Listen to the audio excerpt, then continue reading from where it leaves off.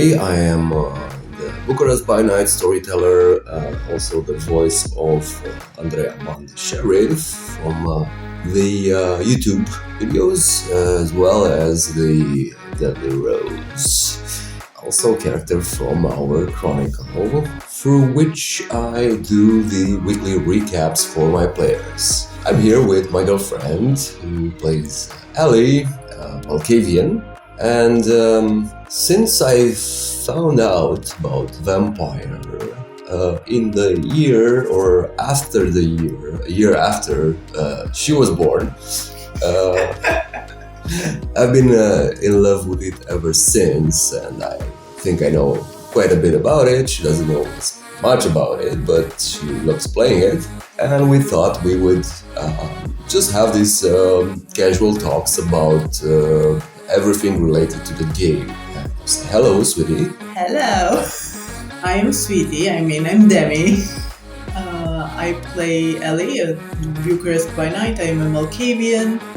Before Ellie, I briefly played a Toreador called Yvonne, who is also part of Bucharest by Night, but she has... She's an NPC She's now. an NPC now. She's out of my control.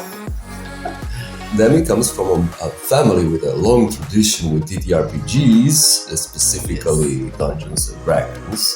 It's a family tradition. We play every year until someone faints.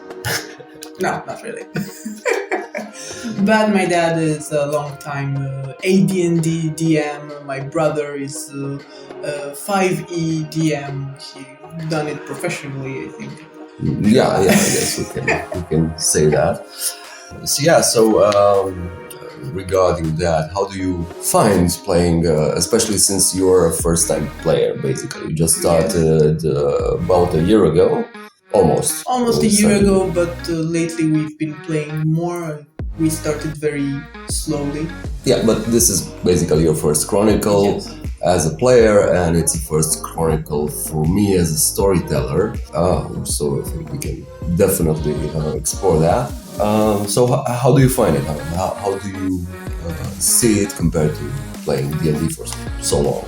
Okay, so for me, what I find really interesting is that Ellie, I've been playing Ellie for, as you said, about a year. Mm-hmm. She has more character and personality than any of my long-time D&D characters. I feel like in BTM, you are more encouraged to develop the character as an individual rather than stats and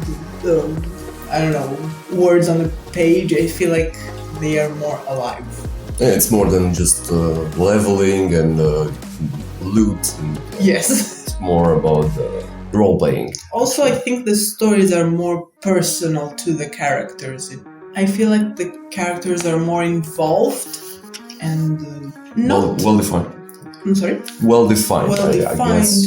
And it's not so big. So far, at least in our chronicle, it's in Bucharest. It's something contained in a way. There are external factors from other cities or factions, but it's not something that gets out of hand. It still feels very in reach for... Character-centered. Yes. Yeah, neither of us is a native English speaker, so if we make some mistakes, apologies. Well, you did bring something up about the role-playing aspect and the fact that you were more focused on the personality of the character, defining the character as you play. This is why I think it's the main reason why I like Vampire the best out of all the TTRPGs, because unlike D&D, for example, which I also love playing, you get to focus on the character. Sure, there are, and I've heard this argument many times that, but in D&D you can also focus on the character. Honestly, I haven't seen it. Out of all the games that I've played, and even the ones that I've seen being played, including Critical Role, I have not felt that the characters developed as much as they do in VTM. Usually it's more quest-centered, it's about the big... Yeah, and even if it does, Critical Role has amazing characters. I agree, they're awesome, but it took a longer time for them to develop because they're more focused on the fights and the quests and everything. Another aspect of it that I find it a bit redundant, because if I want to level up and beat monsters and cast spells, I can play any RPG on the computer. I can do just that. It's just killing monsters, leveling up. Especially an MMORPG in which the story may or may not be that important. Most people play it, just level up and become powerful and get loot.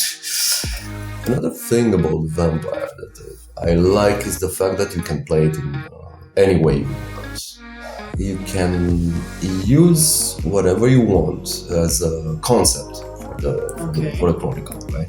Because we were monitoring Instagram and we saw the upcoming physical version and already released PDF version of Bloodstained Love. Yes, I love it. I'm super excited for this. Yeah, I want that as well.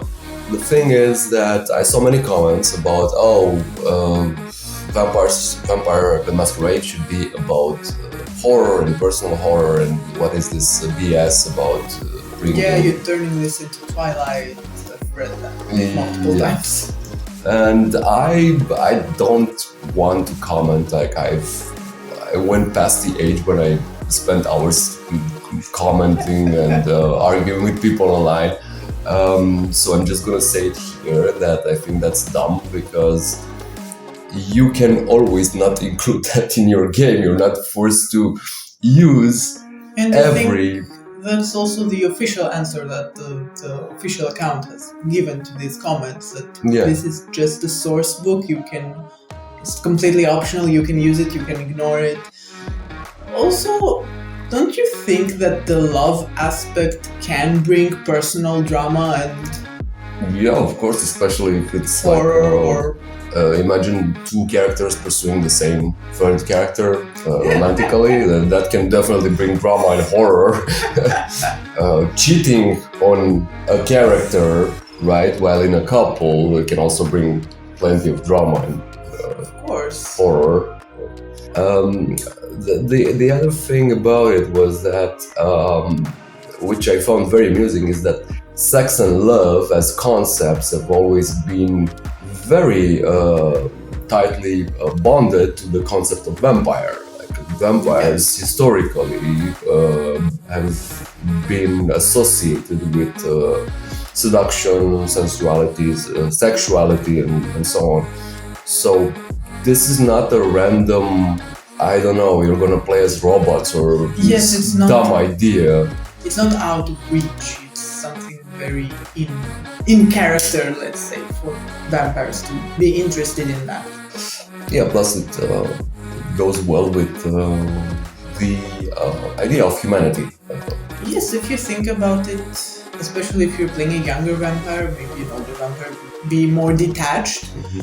But they used to be humans, so they were not always monsters, or some vampires I think are less monstrous than others. It really depends on how you play your character. I haven't been ever able to empathize or felt the need to play a more monstrous vampire in Vampire. I find it very interesting how some people are Sabbath hardcore players. Yeah. I can understand why, if you are fans of horror movies, gore movies, and so on and so on. Like if you want to do like really fucked up shit. It could be a way of releasing frustration. You can't do this in real life. You have pent up anger, and this is your way of releasing it. Yeah, I guess that makes sense. Maybe just want to do something completely different. Because this is like that question that why do you play a female elf or something like that in the games? And the answer is because I'm not one in real life, so I want to do this crazy things here, and I want to see how it's like. Yeah, I want to see how it's like. So I can see where they're coming from. So what do you think of the whole lore, like the whole setting of them? The The lore is a bit intimidating if you have never heard or read about this. It's, oh my god, so many old vampires doing stuff. Yeah. I'm still not familiar with the lore as much as maybe I should be. But I really love the concept of the clans. I find them really interesting. What's your favorite? My favorite? Yeah. I love playing a Malkavian, so I'm going to say that. Yeah, they're really versatile, personality-wise, because, like we said, it's more focused on the personality. So you can play so many different flavors of Malkavian, and they can be something completely original, or they can even emulate other clans. Like you can have like the personality of a Bruja, like be really aggressive and against the system. I mean, Ellie does believe she's turning into a Toreador, so. Yeah, well, you've been hanging with a lot of Toreadors, so that makes sense. We also had the guy who came to our first session and who believed he was part of a royal family. This was interesting. Yeah. It was an interesting idea. I would have liked to see how it progressed, how it would affect the story. Bring trouble. Me too, although he didn't have a brilliant start, calling the prince a dumbass. To her face. To her face. Yeah, well, lucky I'm a merciful god, and didn't have her go into a frenzy. Oh god. But it was a shocking, funny moment, I guess. You can have plenty of that. Yeah, I think everyone gasped when she did that. I understand, like, okay, you don't know protocol, you don't know much about the lore or the hierarchy or system, political or otherwise, in Vampire, and you make that mistake, but it still seemed extreme. Let's call it that. Well, you could argue that Malkavians are a bit extreme at times, so it wasn't too... Yeah, since we're on the topic, like, if you don't know the lore or to know Vampire, I highly recommend just googling VTM Wiki or Vampire Wiki and checking out the clans. We will probably talk about it in a future recording in more detail, like clan by clan. But still, it's a good read. Like the people who are adding to the wiki are like heroes to me. And it's so fun. Like even for me, I know about the clans. I've read all the clan books, the V20 clan books. But it's really cool to refresh some information because there is so much. But also find out new things. Like I actually did use it for the campaign, and it was really helpful, especially regarding clans like Sombra and Hekata, who use Oblivion, but in a very different way. Yes. We all like the edge lords. Yes, they look interesting and they have shadow powers. Yeah, they can be really, really cool. And Dominic is hot.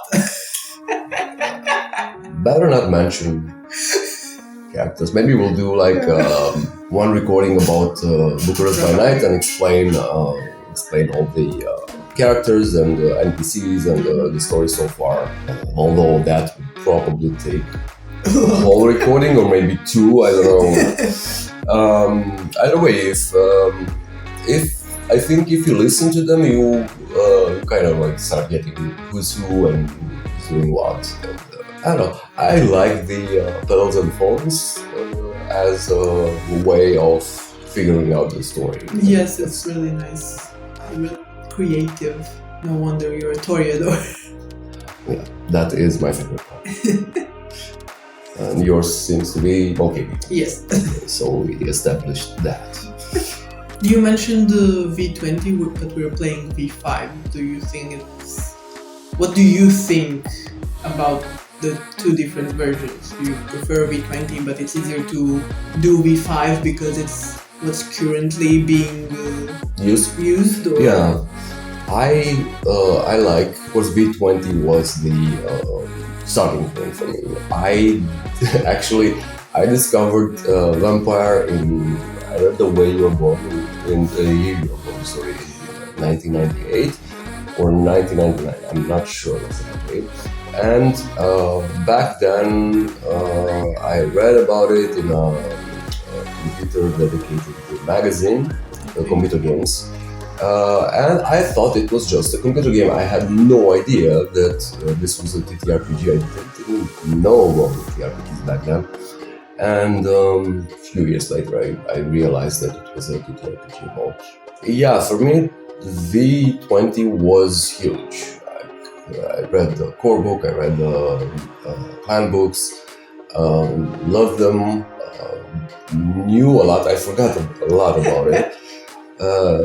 And I remember it with, a hint of nostalgia and everything, but I am not the kind of person, and I don't think that's a healthy attitude to cling on to something that is no longer quote-unquote valid. I mean, sure, you can play it if you want to, but I think that if you're sticking to it now, it's a bit odd, especially since you have this new version that it's not... Okay, sure, the gameplay system has changed, but there is so much more in V5 because this whole period of time is explained, events have happened, big events that have changed and changed the world of darkness, and therefore the system. That's why we have this merger.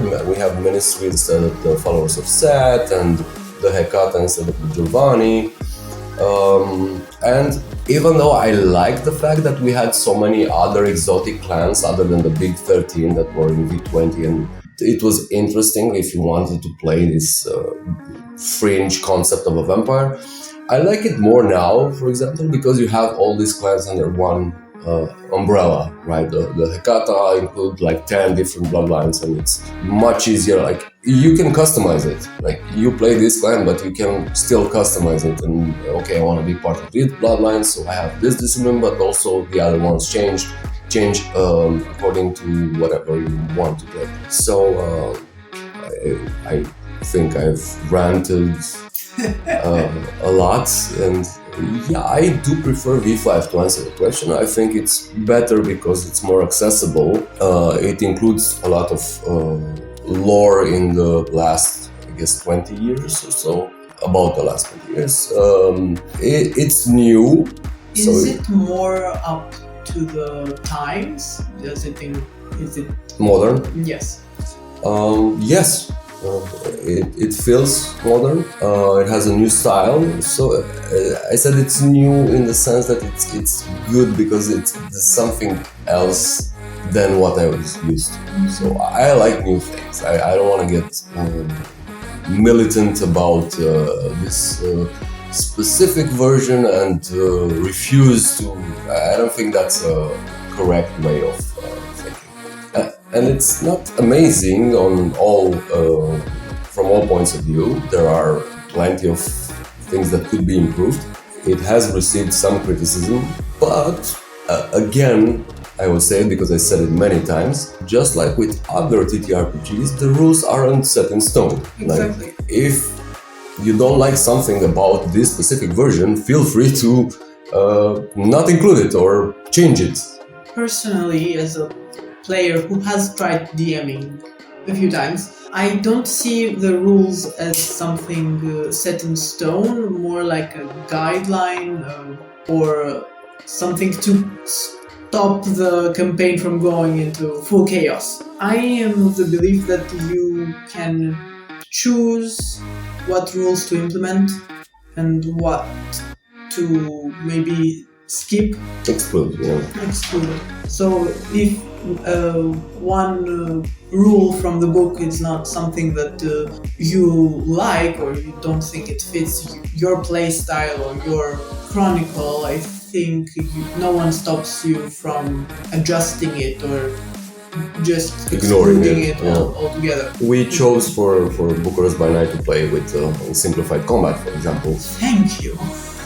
Yeah, because I don't think it's very fun, especially since we always had five stable players who have always been at the table. The sixth one somehow is cursed and changes every, I don't know, 1 week, 2 weeks, month, 2 months, and so on and so on. But I don't think it's fun having so many players at the table, especially if there's 5 or 6, to roll dice and have a whole session about a combat encounter. Yeah, I don't like combat scenes. I prefer the role playing and maybe political intrigue.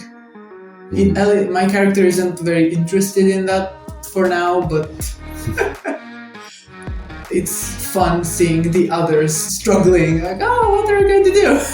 Yeah, Ellie's just like there, Chilling. yeah, trying to sell drugs. I don't know. Like I said, I don't like rolling dice often, so the less the better. If you ask me. This is very much, and we'll go back to what I said before.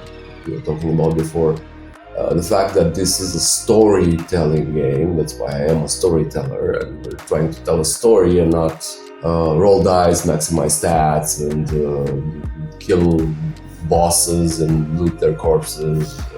I mean, sure, we have some of that, but I prefer to make it more of a narrative rather than a dice rolling contests. Yeah, the looting isn't the scope of the game. We don't do stuff to loot. If we do, sure, it's fun, but it's not our main goal. What would you say the main goal is? The main goal, okay. In our case, in our chronicles, to establish the Camarilla in the city. Yeah, but I mean personal goals. Personal goals. Yeah, they are. As I was saying before, BTM is more, at least I feel like, more character centered. So even on our character sheet, we have the desire. Yeah, an ambition. An ambition, which I don't think I've seen in D&D ever. To have something about your character. What does your character want in the long run or in the short term? So what my character wants? Is that what you're asking me? No, I'm asking you what you think your characters, plural, are headed towards. Yeah, what they want to do. I can't say I'm sure because we are still not very united in a sense. We have the Tremiers that are more in sync, if you can say that. They have more similar goals with their magic and knowledge. Yeah. Spiritual mumbo jumbo. Knowledge seekers. Yes. So for them, I would say it's that. We have a Ruha who wants power, or at least that's what I understand. Or love. Or love, yeah, he might want love too. The Gangrel wants to gangrel. Walk her dog and do wolf stuff. And then there's me. Then there's you. Ellie just wants to have fun, I feel like. Yeah, so far Ellie just wants to have fun. And she feels really safe with the people she ended up with, which she hasn't felt in a while. So for her, that's just perfect. Okay, I'm with people who I can feel safe with and I'm having fun. That's the dream. And that works because your character has a rather tragic backstory. Yes. And that's one of the things that I really like about your character, because it gives Ellie more weight, I guess. And when you get flashes or I don't know. Premonitions. No. I mean flashbacks. Okay. Or you come in contact with your past. It's not pleasant at all. It's not pleasant. It brings a level of drama which I think is really cool to have, especially because we have a table of trolls, let's be honest. Like every time, or almost every time they talk, they're trying to come up with a one-liner that's really funny or do some crazy shit. And we've had times where I was the voice of reason, and I shouldn't be, because the others wanted to have fun, or maybe they forgot about something that I hadn't. Yeah, so to counteract this humor, it's really good to have something like that, to have a tragic backstory, being an orphan and growing up on the streets and being estranged from your twin sister and ending up selling drugs and being embraced for whatever reason and losing your sire really quickly after that and not knowing your place in the world. Ellie is also really young, not only as a vampire. She was embraced a few weeks before turning 18. Yeah. She has no idea how things work in real life or vampire life, so she is a bit lost, you could say. Yeah, so all of those are adding up to a rather well-defined character, complex, and this is one of the things that really one of the strong points of the game. I feel like VTM really encourages you to work on your character's past, because it is important, up to a point at least, about how you were embraced, isn't it? In D&D, for example, you can be, a warlock, and you can just think of how you did the pact with your, not sire, patron. But that can be very one-sided. You can just say that, I found this book, I recited this ritual, and now I am a warlock. But in VTM, more or less, you have to be chosen by your sire, or at least that's how I understand it. And that was very difficult for me when I was making my first character, when I was making Yvonne. Mm-hmm. Because I was thinking, Yvonne is a Toreador. And I was struggling with what kind of person would she have to be? What did she have to do when she was alive to attract the Toreador's attention, who are very artistic and drawn to beauty and picky. And very picky. Yeah. So for me, I couldn't just say, I am a Toreador and I am amazing. I had to think why the vampire that chose her, why was she chosen by this vampire? And kind of for Ellie as well. For Ellie it wasn't that difficult. For me also, Ellie was made very quickly. Yeah. For a one-shot.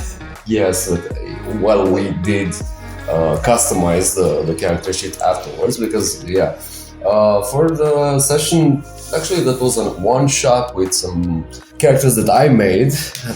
Remade. There were some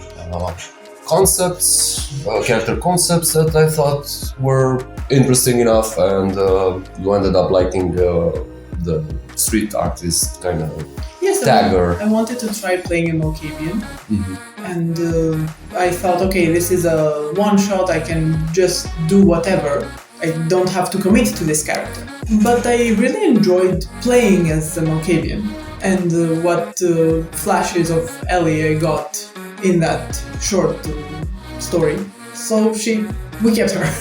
Yeah.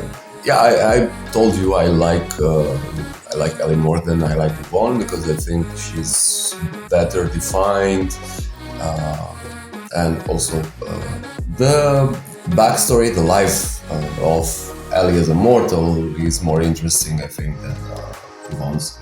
For me, they are both interesting, but I am biased because they are my characters. I made them. Yeah, and I think they're also trying not to favor one over the others, like having children. Like, no, I love you both equally. Though that is really not true, yeah. No, look, I put a lot of effort in Yvonne's character and backstory. Ellie came more naturally. I didn't say from the beginning, that's her backstory. I let it grow on its own. But with Yvonne, I made everything. Also, I think it's more, Ellie's more, she's closer to your personality, I guess. Yes. And Yvonne was much more of an effort because you had to be this seductive and confident and outspoken and French, Parisian actually. Yes, superstar. And as a first character, it was daunting. Yeah, that's why I think it's easier. Maybe this can be given as advice too. So maybe don't play a character that's too different from yourself. Unless you're an actor. Sure. Oh, okay. Yeah. I'm talking about not the middleman. I was talking about the simple mortals. Those of us without any professional training. Acting. Yes, with Yvonne, because she was so different from me, it took a lot of effort. And for example, I would get in character for a scene, but if I didn't have to be her for a long time, if, for example, we had to go to a scene where I wasn't taking part of, I had to go through the process again because I was back to myself. I was paying attention to the other scene as a player. And then I had to jump back in character. It was really, I don't know. Stressful from a point of view. It was stressful. What would you say the biggest challenge is? As Yvonne or in general? In general. I think the political part, while I do enjoy it, there are so many different sides of it and positions, rules that I don't really understand. So it sometimes makes it hard to pay attention or fully grasp what's going on. So far, we haven't used titles that I'm not familiar with, or at least up to a point. But for example, I have no idea what the Primogen does. I know what they are. I know that they are the representative of their clan. What do they do though? Whatever they want. No, I'm kidding. They should. That's the Primogen Council's job, is to keep the prince in check and make sure there is some sort of balance. Kind of imagine like a president and a parliament, right? So that there is a body of law, political body, I guess, that is supposed to keep the big guy or girl in charge, in check. Sorry, in charge in check. So that's what they do.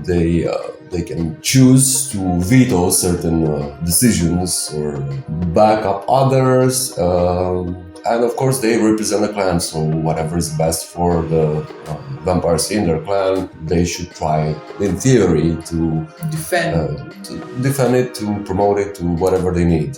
So that's what they do. I suppose they also are kind of protecting their clan from things that could be bad for them. If the prince wants to pass a law that would be bad for, I don't know. Well, princes don't really. I don't know what they do. I guess they could decide on certain policies, like impose a blood tax or something like that. Sure. Yeah. Do Thin Bloods have a Primogen? No, I don't think so. Thin Bloods are not accepted in Canada. Okay. They are considered weak. Yeah, not just weak. That's mostly the official line that they're weak and we don't want to mix with them. But they also consider the omens of Gehenna, the end times, the vampire apocalypse. But also recently, especially with, I don't remember this. I think it was in V20 as well, in the concept of Finland. But here in V5 they're very strong. Like they can with alchemy, right? With the alchemy, yes, they can do certain rituals that give them temporary power. But the temporary power is super strong. Like that's cool. Yeah, I was watching Seattle by Night, and one ritual, for example, was supposed to be able to allow vampires to get tattoos because they cannot get tattoos. This guy could do it. Also, there was like a potion of flying, actually flying. That's cool. Yeah. which vampires don't really have unless they're like Gangrel, who turn into a cloud of bats or something like that. Yeah. Gangrel turn into a bird if they have the, I don't remember how it's called, but they can turn into an animal. The protein. Protein. I think so. I don't see why they shouldn't. Like an eagle or something. Yeah, it's usually a large feline or a wolf or something like that, like at least for the first form. You can take the second one later on. But you have the cloud of bats, which flies. Cool. Yeah, that is also doable. Or the mist form, which is kind of like floating rather than... I don't know, can you guess? I guess it is, because I think you can move around. You're not like just static. That's the sound it makes. That's the sound it makes? Yes.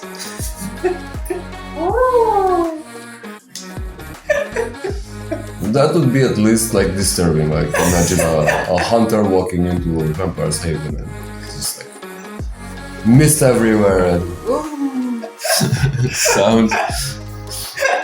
Yeah. I saw the advanced combat, the advanced disciplines, and one of them was like becoming a cloud of mist, even during daytime. Like if you're in your haven, it's dark, it's okay, you sleep as a cloud of mist.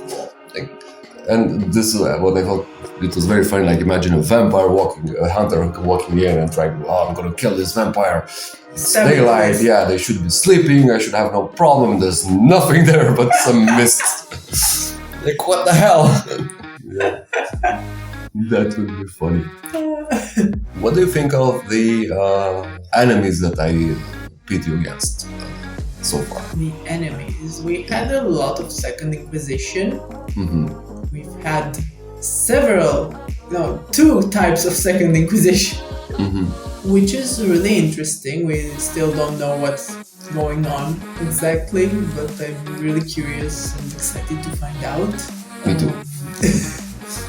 What I'm not excited for is that Simiche thingy following us because it's disgusting. Mainly, that's my problem. Well, that's a good point to bring, and we're gonna pause the enemies for a moment. We have some very interesting tenets, like the violence is being kept to a minimum, there isn't much gore, there is no torture or other heavier concepts. I think that torture was for innocent, that we wouldn't torture. I don't remember. No, there was no torture.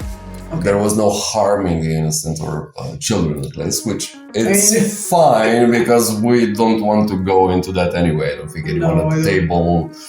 It did, however, make for a few obstacles for me to surpass because I wanted to be scary, I wanted to make it shocking from many points of view, and not normally a fan of these things. I don't even watch horror movies because not because I don't like them per se. I don't find them scary. It's just that there's very little in that area that appeals to me. So I would have wanted to make it more terrible in the game setting, and it restricted me a little. But like as long as you guys are happy and. So tenets are the rules, quote unquote, that we have, what we don't do, what we don't want this chronicle to include. Or to include. But in our case, what we chose was that we don't have torture, harming innocent children. But are the tenets something that you can not negotiate, but redo? Yeah, of course. Something that you can talk with the players of, hey, let's look over this again, maybe you changed your mind about something. Or you want to add something. Keep them happy. Keep them happy. Sure. And I really like the fact that it's in the character sheet. You have it with you, you can check anytime, like if you're not sure if you should bring something up or not, it's there. Unlike other games that we play, then there is no like box on the sheet where you can write these specific things. And I'm not saying it happens a lot. I'm sure it doesn't happen that much, but it keeps the DM and the players from being surprised with something that they wouldn't. Yes. Normally, according to etiquette, you should discuss these rules before you actually start. Yes, when you have a session 0, for example, you should discuss these things because, for example, maybe someone has a very strong phobia of spiders, for example, and so you shouldn't take them to the Underdark where they have spiders everywhere. They have spider churches. But I don't know how often it is done. I think the fact that it's on the character sheet, it makes you do it. Yeah. At least reminds you, hey, yes, you should discuss these things. I really like the character sheet for this. I think it's cool. I like the fact that they changed the character concept, which was used in V20. It was replaced by the Predator type. Although but don't we have a character concept? Yeah, but it's more custom made. Before, if I remember correctly, there was a list of concepts that you would pick and that would determine some things. But here it's more like up to you. Yeah, you can describe it as you want. I like the hunter predator type. Yeah. And I would like to explore that more because we don't really hunt that much. Yeah, that's one of the things that one of my biggest frustrations with this chronicle, that you guys don't hunt. You rarely actually have to go and bite someone, which I saw recently, I think yesterday, in a post on Insta from VTM about scenes where you feed and how they can be explored and everything. But on the other hand, with you guys, first of all, I didn't want to make it too hard regarding this specific topic. Secondly, you are privileged being playing the sheriff's hounds, or assistants, or whatever you want to call them. I'm his daughter. Yes, now you have been adopted. Stepchild. Plus, Elysium happens often. You can feed there. It's not that bad. But for me, at least, because I saw, I don't remember the exact title, but it was streamed on Stream of Blood, which was I don't know if they still do it. I haven't tried watching them in a while. But I saw Pittsburgh, or the version of Pittsburgh by Night. I don't remember the exact title. Where the characters were, one of them was Thin Blood, which was really tough. Ashley Birch played Finland, and the others were Anarchs. Yeah, Anarchs, and they really struggled with feeding. It was very hard, especially since their story took place in a pandemic, and streets were empty, very hard to hunt back then. And that led to many of them falling really down the well of the beasts. Like they lost their humanity and they became more feral, and it ended up quite darkly. Didn't you just go into torpor or something? I will go to sleep until this pandemic is over. And then the game was done. Like, we all go to sleep, it's done. We win. That's it, that's the game. Wouldn't have been very exciting, right? Especially for an audience. Yeah, I would like to have this more, but on the other hand, we can compensate with other things. Like you have plenty of missions that go on, and you do make use of what you have to get the best result. Another thing that is on my mind is the fact that maybe I'm being too lenient, too nice to all of you. I want you guys to have fun and also get to use your powers and have that satisfaction. Oh, I did this really cool thing. But I don't mind the personal drama. So if you want to emotionally scar Ellie more, please go ahead.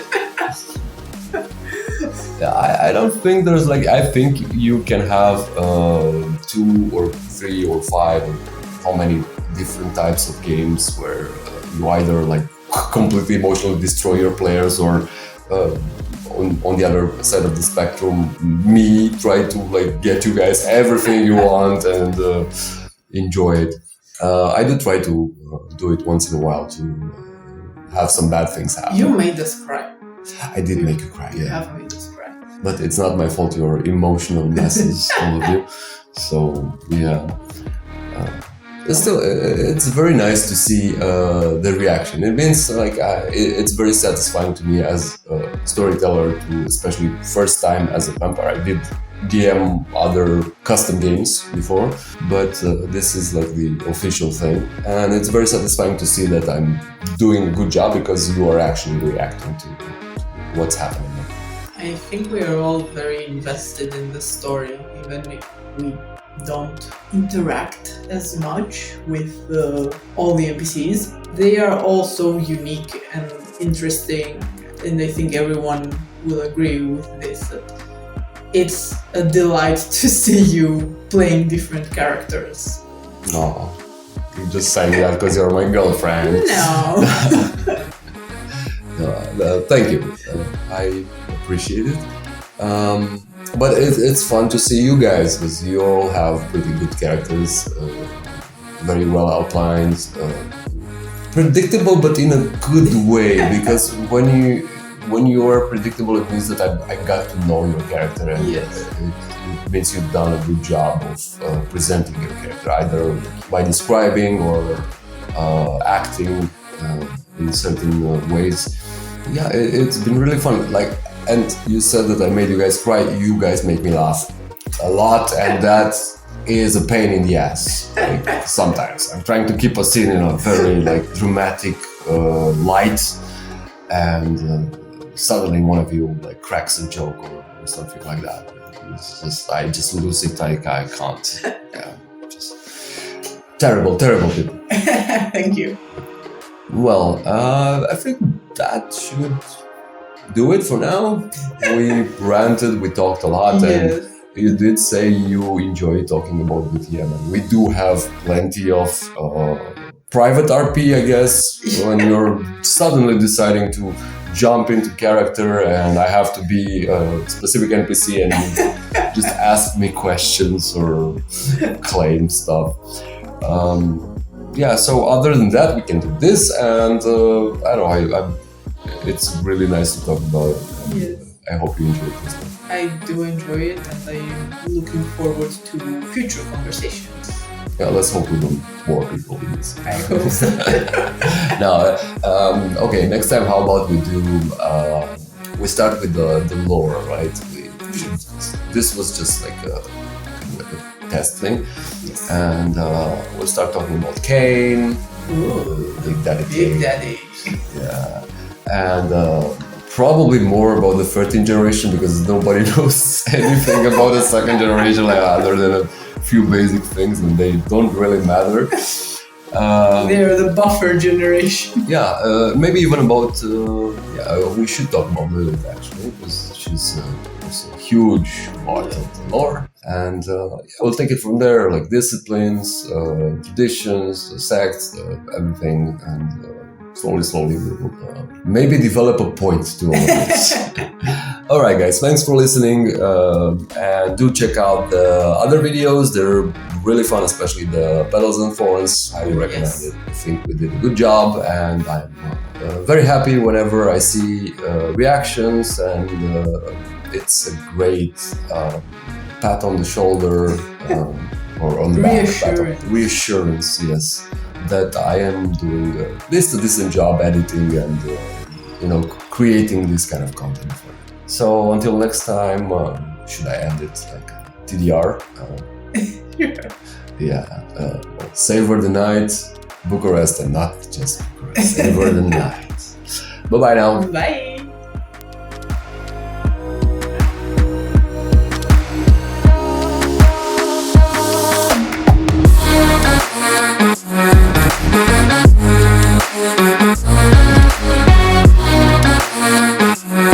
We'll be right back.